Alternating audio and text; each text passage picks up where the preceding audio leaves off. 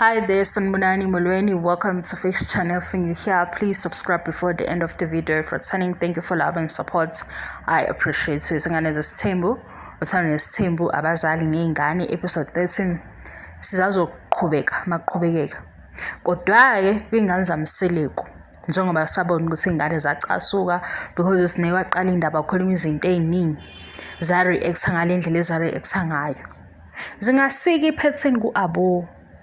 Hayibo Abongwe, nambona Abo laphayana basebeshaya amatafula kunjani kukhona izinto abayishoyo kwagcina sekuthuka nenhlamba. Thina ngeke sisho ukuthi lapha kwizingane zesithembu simenye ukuthi abazali babo sibabuka kuthando nesithembu. And enye into esizoyibuka kubo sibuka mhlawumbe sibuka ngeso ukuthi sibadala kunabo. Kodwa futhi asikwazi ukuthi ngeepisode eyodwa masisithi lezi ingane azinayo inhlonipho. Bebecasukile. Kodwa ikhona into abangayifunda ku-Abo ngoba no-Abo becasuke njengabo. Futhi u-Abo bekanye nabo etafuleni wayizwa yonke into ekhulunywayo ukuthi kwenzakalani, usinekhomba ukuthini nokuthini. Ebabeka nje ngaleyo ndlela ababeka ngayo ezithi-ke futhi kungcono ukuba akasiyo wakupho. Angiphike yonke into eshoyo sine ukuthi iyenza bebe naleya mizwa nala ama-emotions ayevuka etafuleni. Kodwa into esikuyo ukuthi u-Abo yabo lento u-breathe in and breathe out yehlisa umoya. U-Abo uphansi umoya wakhe. Uyizwa yonke into ekhulunywayo kushubile kukutheni uMessi ukhomba lena ushaya itafula ngapha umpilo uyashisela ukuthi akakhumula ingubo ulwandle ufuna ukusukuma netafula usethuka nenhlamba. U-Abo yizonto engishoyo phansi umoya. Washo wasengiphoxekile ukuthi usine futhi siyabonana isikhathi esiningi kodwa azangitshela ukuthi uzizwa kanje.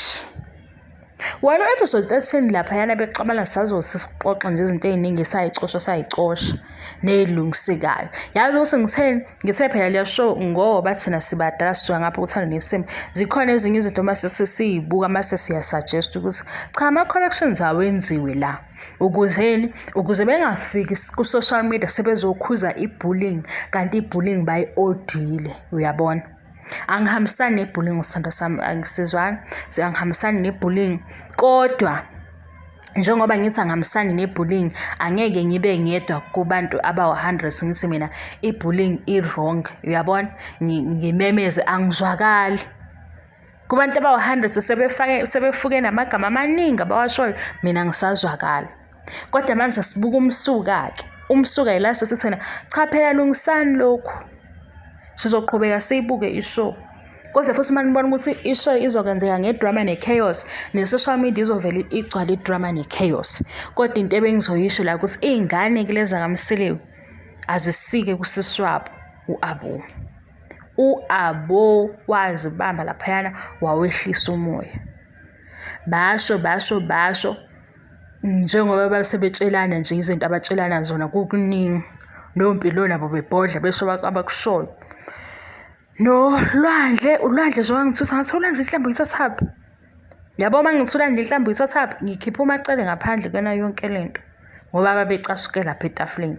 Kodwa sesingalalela ukuthi babethini-ke kulento ecasukeleni kwabo ukucasuka kwabo ngoba ineqiniso yezinto abayishoyo becasukile. Umuntu ocasukile ufana nomuntu ophuze kakhulu. Umuntu ophuza kakhulu une-file ayigcinile. Uma sekufika i-alcohol ithinta lapha ifika ithi qa open akhulume-ke lezi zinto ezikhona. Kodwa-ke into engiyishoyo ilokhuya ukuyibamba kwa-Abo. Lokhuya leya self-discipline ya-Abo ababuke kusisi wabo. Sizazoqhubeka sikhulume ngazo iy'ngane kodwa ngathi-ke singayihlaseli khona siyababaza izinto ey'babazekayo kodwa sizame ukuthi singafiki nebullying. Mase siyasho-ke into eyizifundo ngoba cha isho yona ayigxilile ekutheni sifunde kangako. Kodwa nakho-ke singakufunda u-Abo laphaya wawubeka umoya phansi. Wawubeka umoya phansi futhi wahlala lapha elalela. Wazama futhi ngisho ukuprocess usine ngoba usine wayesefuna ukukhuluma izinto eziwrong wathi u-Abo esine. Lawa abanye-ke sezwe ukuthi bafuna siza ukuthi usine kanjani fine-ke usine bambeke phambili ukuthi vele nizothatha nizwe ukuthi kuphilwa kanjani, okwenzakalani. Usine oyi-reality show. Singalobu shona lena le Izingane Zesthembu. Nakhona kuThando Nesthembu usine number 2 aphinde abe number 1 ngoba usine sibekwela ukuthi wenza ukuthi ingane ke lezi ezinye asisho ukuthi ku wrong kodwa kunokuba bias phakathi ngoba ngesikhathi sinake lo yedwa ohluphayo laba abanye bona izithini indaba zabo abasayikhuluma. Asisho ukuthi kufanele ngoba nakho behluphe kunento engalingani lapha yana ngoba manje lento yokuthi ayibonanga usine nje okay i-social media izothina ngusine enje mayisehleli komunye ethuleke engasasho lutho ayisekho phela into esikhuluma ngayo kodwa bengazile kuzosho ngizosho ukuthi la bantwana njengoba abanye benza izinto kuze kuchaphazeleke abazali ngebehavior yabo abeke becoshwe lapha kabu. Wahlala lapho abo walalela wayithulela azothuka enhlamba wabeka ukuthi umbono wakhe uthini.